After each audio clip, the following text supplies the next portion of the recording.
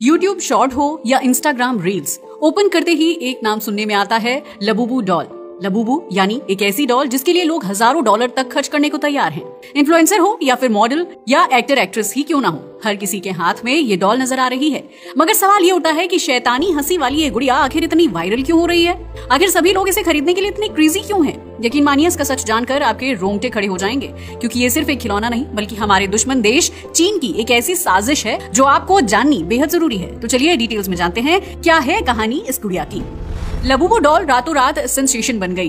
Kitchen से लेकर cake और गुलदस्ते तक में ये डॉल नजर आने लगी और केवल भारत ही नहीं बल्कि देश विदेश के सभी सेलिब्रिटी लबूबू डॉल से जुड़ी चीजें इस्तेमाल करते नजर आने लगे। इतना ही नहीं, इसका लिमिटेड एडिशन तो $10,000 तक क्रॉस कर गया, वो भी ऑक्शन में।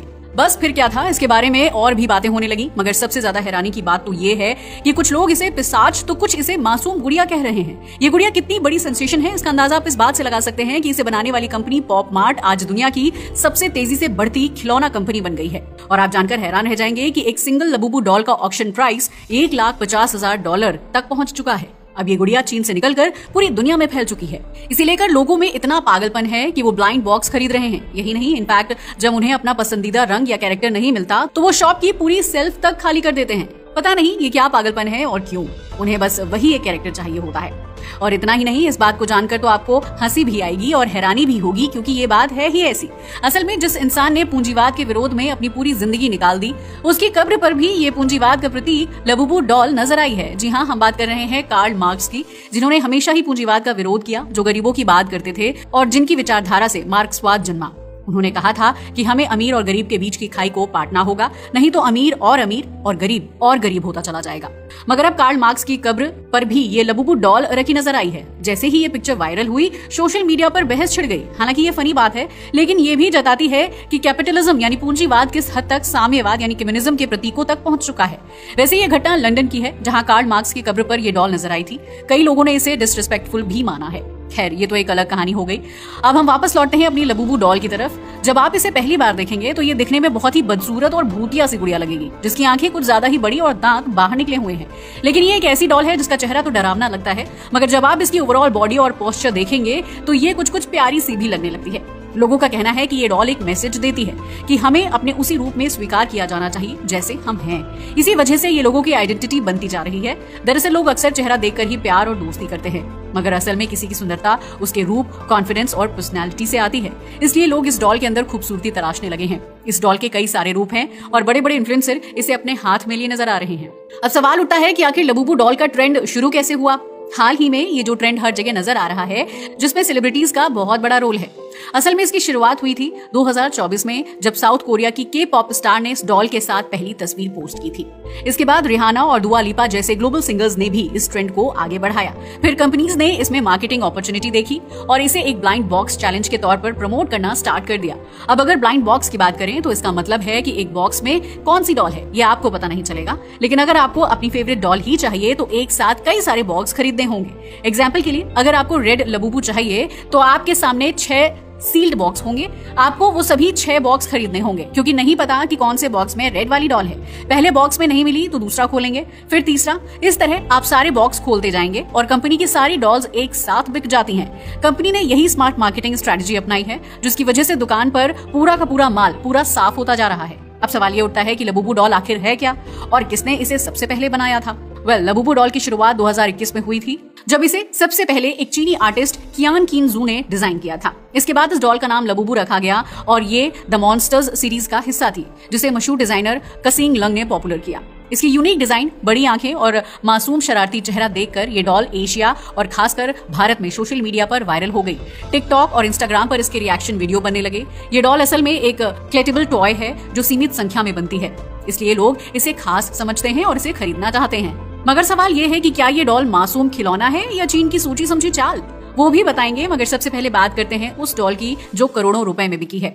असल में इस कंपनी ने अभी एक बहुत बड़ी लबूबू डॉल बनाई थी, जिसकी कीमत $1.5 लाख तक पहुंच गई थी। जी हाँ, आपने सही सुना, $1.5 लाख यानी करोड़ों रुपए। ये डॉल 51 इंच की है और एक स्पेशल कैरेक्टर पर बेस्ड है।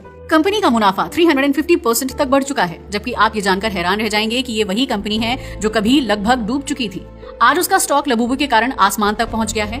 अगर पॉप मार्ट की बात करें तो उसका फाउंडर वैंग निन अब $22.7 बिलियन की नेटवर्थ के साथ यूरोप के सबसे यंग अरबपतियों में शामिल हो चुका है। ये अपने आप में एक बहुत बड़ी बात है।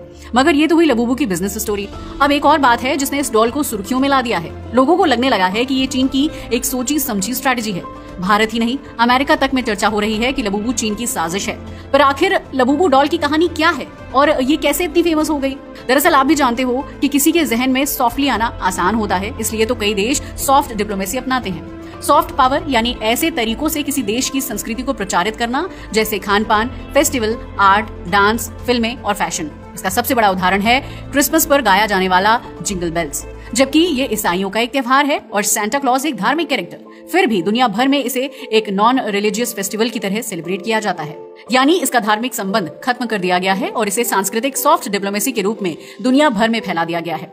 धीरे धीरे ये इतना एसिमिलेशन हो चुका है कि अब ये पूरी दुनिया का फेस्टिवल बन गया है। यही है सॉफ्ट डिप्लोमेसी। पश्चिमी देशों ने इसी स्ट्रेटेजी के जरिए खान पान, डांस, तकनीक और यहाँ तक की लाइफस्टाइल तक दुनिया भर में अपनी संस्कृति थोपे बिना फैला दी है।